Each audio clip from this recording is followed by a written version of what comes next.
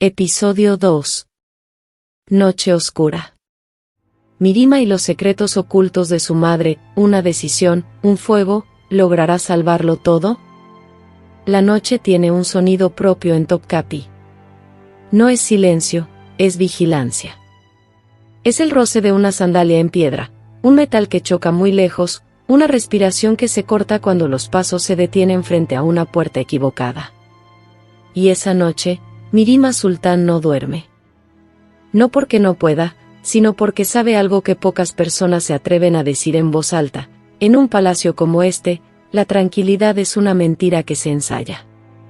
Y el miedo es una disciplina. Mirima tiene alrededor de 30 y tantos años. Es hija del hombre más poderoso del mundo otomano, Suleiman. Y de la mujer más discutida, más odiada, más envidiada. Hürrem. Una esclava que aprendió a sobrevivir con palabras. Con gestos. Con cartas. Esa noche, Mirima camina descalza. El piso está frío. La piedra se siente como si guardara años, décadas, de secretos. La lámpara de aceite tiembla. La flama es pequeña, pero su luz alcanza lo suficiente para revelar lo que la oscuridad intenta esconder, un rincón de baúles, telas dobladas, cofres con cerraduras gastadas por manos que ya no están. Hürrem murió hace poco. Y cuando muere alguien así, no muere en paz. Muere dejando asuntos sin resolver. Mirima abre un cofre que no recuerda haber visto. No debería estar ahí. No con ese sello. Un sello viejo, opaco, como si hubiera sido tocado demasiadas veces por dedos nerviosos.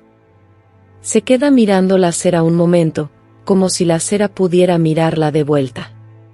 Y entonces, lo siente. Ese impulso humano, casi infantil, la necesidad de saber. Pero aquí, saber no es un lujo. Saber es una condena posible. Mirima rompe el sello con la uña. La cera cruje, seca, como hueso. Y adentro hay papel.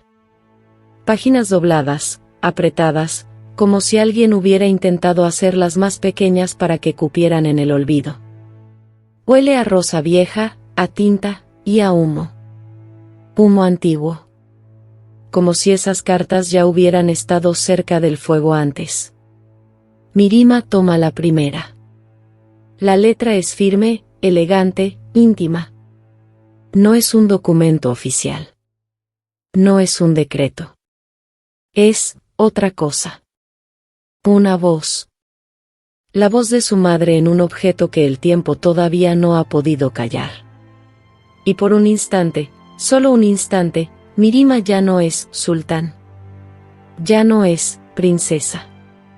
Ya no es pieza política. Es una hija. Una hija leyendo a su madre. Pero entonces ve una palabra. Un nombre. Un nombre que no debería estar ahí. Un nombre que no se escribe si quieres vivir. Porque algunos nombres, en este palacio, son como cuchillos, no importa quién los sostenga, siempre terminan cortando a alguien. Mirima siente el golpe en el estómago. Como una caída sin movimiento. Y entiende, sin que nadie tenga que explicárselo. Estas cartas no estaban escondidas para proteger a su madre. Estaban escondidas, porque alguien planeaba usarlas. Y lo peor no es eso. Lo peor es que, en el momento en que Mirima las encontró, el juego volvió a empezar. Piénsalo. En un mundo donde un susurro puede costarte la lengua, ¿qué crees que vale un papel firmado con amor? Conteo aproximado del bloque. Para entender por qué una carta puede ser más peligrosa que una espada, hay que mirar el lugar donde nacen los silencios. La gente pronuncia la palabra harén como si fuera una fantasía. Como si fuera perfume, seda, música suave detrás de cortinas. Pero en la realidad, el harén es un sistema. Un edificio diseñado para administrar cuerpos y fabricar obediencia. Y la obediencia, aquí, tiene muchas formas. A veces es un sí, mi señora. A veces es una mirada hacia abajo. A veces es una sonrisa perfecta cuando te están rompiendo por dentro. Hay niñas que llegan sin nombre, o con un nombre que ya no les pertenece. Se les cambia la lengua. Se les cambia la ropa. Se les cambia la manera de caminar. Y, con el tiempo, también se les intenta cambiar el alma.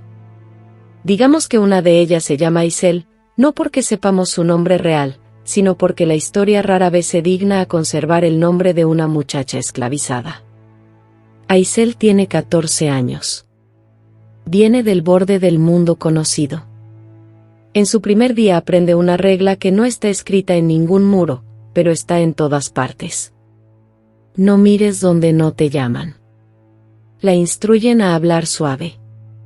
A moverse sin sonido. A ser útil y, si puede, invisible. Y si alguna vez olvida esa invisibilidad, la noche se lo recuerda. Porque en los pasillos, los pasos cuentan. 1, 2, 3. Cuando los pasos se detienen frente a una puerta, alguien deja de respirar. Y no es una metáfora. Es instinto. Es supervivencia. En este lugar, las mujeres no son inocentes ni culpables. Son vulnerables. Y esa vulnerabilidad se negocia todos los días. Hurrem lo entendió antes que nadie. O al menos, antes que muchas. La recuerdan como Roxelana, como la esclava que conquistó al sultán, como la mujer que rompió reglas. Pero si solo la miras como leyenda, te pierdes lo más humano y lo más aterrador. Hurrem fue una joven arrancada de su vida. Llegó al centro del imperio y aprendió algo que podría romper a cualquiera, que el amor en un palacio no es un refugio, es una moneda. Según registros modernos divulgados, algunas de sus cartas a Suleimán, escritas cuando él estaba en campaña, tienen un tono que parece puro anhelo. Mi querido sultán, tu pobre esclava, incluso se dice que enviaba ropa, empapada en lágrimas, para que él la usara. Ahora, detente ahí. ¿Eso es romanticismo? Puede ser. Pero también puede ser estrategia. Porque cuando un hombre gobierna un imperio, su corazón no es un lugar privado. Es un campo de batalla. Y cada palabra que entra ahí, entra con intención. Mirima creció dentro de esa tensión. No solo como hija, sino como prueba viviente de que su madre había ganado un lugar que, por siglos, no se concedía de esa manera. Y cuando una mujer cambia las reglas, el palacio no responde con admiración. Responde con memoria larga. Responde con resentimiento. Responde con castigo, aunque el castigo tarde años. Mirima lo sabe porque lo vive en su propia sangre. Tiene una hija, Aiseumasa, nacida en 1541. Y un hijo, Osman, nacido en 1546. Dos criaturas que, incluso sin entenderlo, ya están colocadas en el tablero.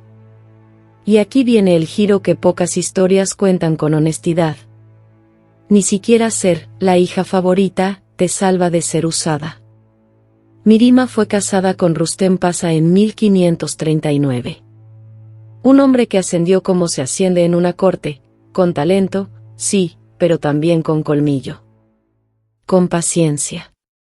Con disposición a ensuciarse las manos y, si era necesario, sonreír mientras lo hacía. Rustem llegó a ser gran visir. Y cuando un gran visir cae, no cae solo. Arrastra nombres. Arrastra rumores. Arrastra familias completas.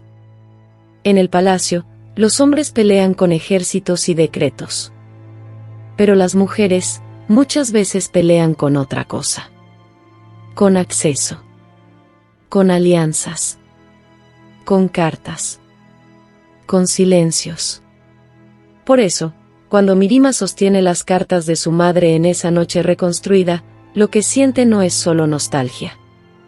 Es pánico matemático. como si su mente hiciera cuentas rápidas. Si alguien encuentra esto, ¿a quién culpan? Si alguien lo filtra, ¿a quién condenan? Si alguien lo usa, ¿qué línea de sangre se rompe? Y hay un detalle que nos recuerda que, aunque el harén sea invisible en muchos documentos, no era una jaula aislada del mundo. En 1558, un religioso de la Meca, Said Qutb al-Din al-Narawali, visitó Estambul y se registran encuentros con Mirima, con regalos, con visitas. Eso significa algo muy simple: ella era un centro de gravedad. La gente importante orbitaba su puerta. Wikipedia. Y donde hay órbita, hay ojos. Donde hay ojos, hay copias. Donde hay copias, hay chantaje. Mirima vuelve a leer una línea. Y la siente como un dedo en la garganta. Porque hay frases que parecen devoción, hasta que recuerdas dónde fueron escritas. Tu pobre esclava. En una casa donde la esclavitud es real, esa palabra no es poesía. Es jerarquía. Es teatro. Es una máscara que, si cae, deja a la persona desnuda frente a lobos. Y entonces, Mirima entiende la verdad más triste de todas. Una carta de amor puede ser también una confesión. O peor. Puede ser una trampa que tarda décadas en cerrarse. ¿Te das cuenta? Ni siquiera la ternura está a salvo en un imperio. Para que esas cartas sean verdaderamente mortales, hay que entender una regla más antigua que Mirima, más antigua que Hurrem, más antigua, incluso, que el propio amor. Una regla que no siempre se dice en voz alta, porque decirla la vuelve indecente. Pero se practica. Se practica con seda. Con cuerdas. Con puertas cerradas. Con madrugadas sin testigos. La regla es simple. Un trono. Un solo trono. Y, si el destino decide que dos hombres lo desean, entonces uno debe desaparecer. El Estado lo llama orden. La familia lo llama pérdida. La historia, a veces lo llama necesidad. En la tradición legal atribuida al Código de Mehmed II, se argumentaba la ejecución de hermanos por el bien del orden imperial, para la unidad del Estado y la prosperidad del pueblo, incluso señalando que muchos eruditos lo permitían. No te lo digo para justificarlo, sino para que sientas el frío de esa idea: matar, no como crimen, sino como administración. De ottomans.org. Y ahora pon esa lógica encima del harén. Encima de las madres de príncipes. Encima de las hermanas. Encima de una mujer como Hurrem, que tuvo hijos, y por lo tanto, tuvo enemigos. Porque cuando una concubina da a luz a un posible sultán, no está trayendo al mundo un bebé. Está trayendo al mundo una crisis futura. Eso significa que cada gesto cotidiano en palacio, cada visita, cada regalo, cada palabra, cada carta, puede ser leído como conspiración. Y cuando llega el momento de culpar a alguien, la historia suele preferir culpar a una mujer. Sobre todo si la mujer ya era incómoda. Sobre todo si la mujer ya había ganado demasiado. Rustem Pasha, esposo de Mirima, fue gran visir en dos periodos, de 1544 a 1553, y luego volvió en 1555, hasta su muerte en 1561. Esa interrupción importa. Porque no todos caen por incompetencia. Muchos caen porque hay que ofrecer un culpable cuando la sangre se derrama. Y hubo sangre. La muerte del príncipe Sezade Mustafa, hijo de Suleiman con otra mujer, se convirtió en uno de esos episodios que dejan un olor que no se va, aunque laves el piso 1000 veces. En torno a ese evento, la reputación de Rustem fue marcada de manera brutal. Llegó a ser recordado como el corazón negro, el asesino del príncipe amado, una etiqueta que ahoga cualquier otra obra, cualquier otra fundación, cualquier otra caridad. No estamos aquí para repartir veredictos simplistas. Estamos aquí para entender el mecanismo. Porque en una corte así, la verdad no siempre importa tanto como la versión que se vuelve útil. Y si una versión útil dice, fue la madre, entonces la madre carga con el pecado, incluso en la tumba.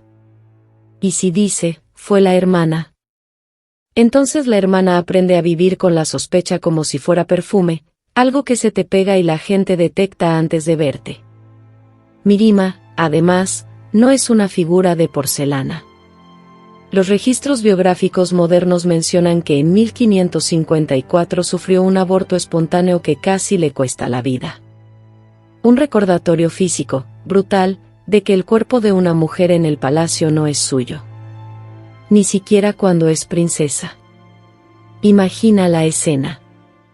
La misma mujer que, al día siguiente, puede hablar de barcos, de campañas, de alianzas, esa mujer, una noche, está doblada sobre sí misma, sangrando, temblando, tratando de no morir. Y cuando sobrevives así, algo cambia. No te vuelves más dulce. Te vuelves más exacta. Más fría. Más consciente de que el mundo no te va a perdonar por sentir. Entonces regresamos a las cartas.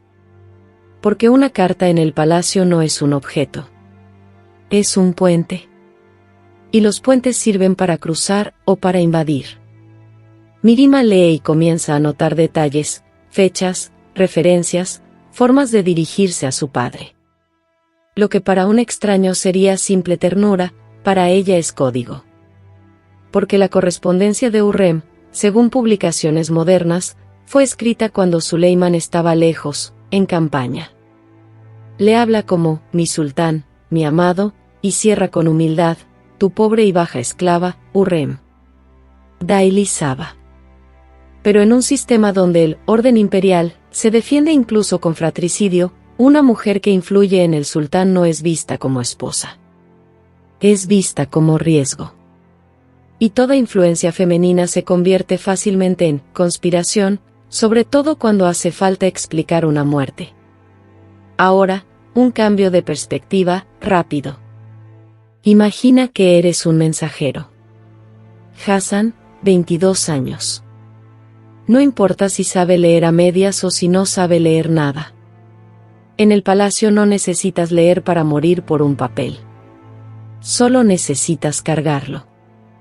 Hassan camina con el documento bajo la túnica. La tinta todavía huele a metal. Siente el calor de su propio cuerpo contra la hoja, como si la hoja tuviera pulso. Y le enseñaron una regla, no mires. No preguntes. No existas. Pero a veces, aunque no mires, entiendes. Entiendes por el peso con que te lo entregan. Entiendes por el temblor de la mano que lo sella. Entiendes por la cara de la persona que te manda. Y esa noche, quizá Hassan aprende algo que ya aprendieron demasiados antes. Hay papeles que no llevan noticias. Llevan destinos. Y si esos papeles pueden ser usados después, en una corte que archiva, copia, repite, entonces quemarlos no es solo destruir palabras. Es intentar romper el futuro. Mirima lo entiende. Y esa comprensión le deja un vacío en el pecho. Porque si el Estado puede matar para ordenar, entonces también puede mentir para ordenar. Y ahí está el terror real, no que haya monstruos, sino que el sistema convierte la monstruosidad en deber. La flama de la lámpara hace sombras largas. Sombras que vuelven a Mirima más grande, más dura, como si la pared supiera lo que ella va a hacer. Ella sostiene las cartas y por un momento su mente se parte en dos. Una parte quiere guardarlas. Guardarlas como se guarda una reliquia. Como se guarda una voz. La otra parte quiere destruirlas. Como se destruye una prueba. Porque si alguien encuentra esas cartas, no van a leerlas con compasión. Las van a leer con hambre.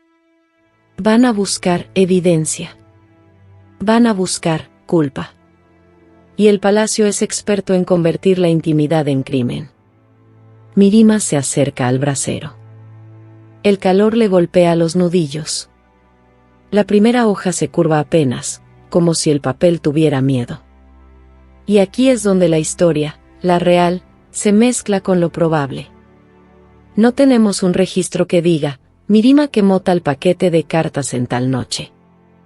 Lo que sí tenemos, es suficiente para entender por qué, si alguien lo hubiera hecho, habría sido lógico. En una corte con mecanismos de eliminación, con reputaciones destruidas por rumores, con orden imperial, por encima de la sangre, destruir papel puede ser tan político como firmar un decreto. De Ottomans.org. Mirima deja caer la primera carta. El fuego la muerde con un sonido suave, rápido. No es un rugido. Es un susurro. Como si el papel estuviera confesando en secreto. Huele dulce, como madera vieja, y luego amargo, como si la tinta se resistiera. La segunda carta tarda menos en arder. La tercera ya casi no lucha. Y mientras el paquete desaparece, Mirima siente algo que no se parece a alivio. Se parece a amputación. Como si estuviera cortando un pedazo de su madre para salvar a su hija. Para salvarse a sí misma. Para salvar lo que se pueda salvar. ¿Eso es traición? ¿O eso es misericordia? En el mismo periodo, los registros biográficos sobre Mirima la colocan cerca de intrigas duras. Se menciona, por ejemplo, que ella, Rustem y Hürrem fueron culpados en torno a eliminaciones políticas que facilitaron el regreso de Rustem al puesto de gran visir en 1555. No lo digo como sentencia moral. Lo digo como atmósfera. Mirima vivía rodeada de versiones, acusaciones, conveniencias. Y cuando vives así, aprendes que lo cierto no siempre te protege. Te protege lo incomprobable. Lo incinerado. La última esquina del papel se vuelve negra y se encoge, como piel. Cae una lluvia mínima de ceniza dentro del brasero. Mirima se queda mirando. Sus ojos no parpadean. En la puerta, una figura, una sirvienta, una sombra humana, quizá ha estado ahí más tiempo del que Mirima quisiera admitir. Porque en Topkapi, nadie está realmente solo. Y entonces, la sirvienta, llamémosla Fatma, 28 años, lavandería, manos agrietadas por jabón y agua helada, deja caer una frase que no debería existir, pero que en una corte así siempre existe. Ya estaban copiadas. Mirima no se mueve. No porque no sienta, sino porque siente demasiado. Copiadas. Eso significa que el fuego no borró el peligro. Solo lo anunció. Anunció miedo. Anunció intención. Anunció que Mirima sabía que algo era peligroso. Y si alguien la estaba observando, ahora tiene una pieza nueva del rompecabezas. La princesa quema algo, luego algo era valioso. Luego algo era útil. Luego algo puede ser usado en su contra. Mirima entiende, de golpe, que en el palacio incluso destruir puede incriminar. Y aún así, no se arrepiente. Porque hay algo más grande que la verdad histórica. La verdad biológica, el instinto de proteger a los vivos. Su esposo, Rustem, muere en 1561. Y con su muerte, Mirima aprende otra crueldad: el palacio no conserva a la gente.